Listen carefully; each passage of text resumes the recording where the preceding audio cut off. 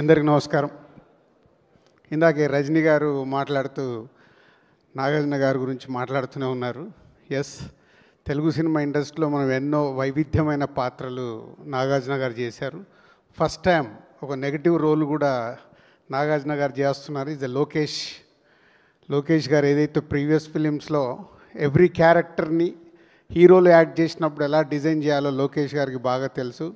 So Rajinikanth గారు చెప్పినట్టు నాగార్జున గారు మళ్ళీ ఒక కొత్త అన్నమయ్య అప్పుడు ఒక డివైన్ టచ్ ఎలా అయితే స్టార్ట్ చేశారో ఇప్పుడు నెగిటివ్ రోల్లోకి రావడం ఈ సినిమాకి పెద్ద అసెట్ కాబోతుంది. ఎందుకంటే చూస్తూనే ఉన్నాం, ప్రేక్షకులు కూడా ఇప్పుడు హీరోలుగా చూడటానికి ఇష్టపడట్లేదు.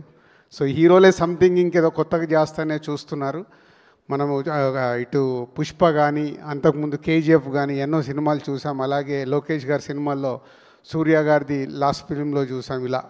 So sir welcome, is a new వరల్డ్లోకి వస్తున్న నాగార్జున గారికి వెల్కమ్.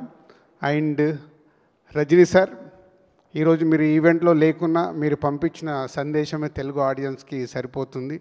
భాషను గుర్తు చేశారు. మళ్ళీ మీ అందరి కాంబినేషన్లో ఇది ఒక వరల్డ్ వైడ్గా ఒక సెన్సేషనల్ హిట్ కాబోతుంది కూలీ.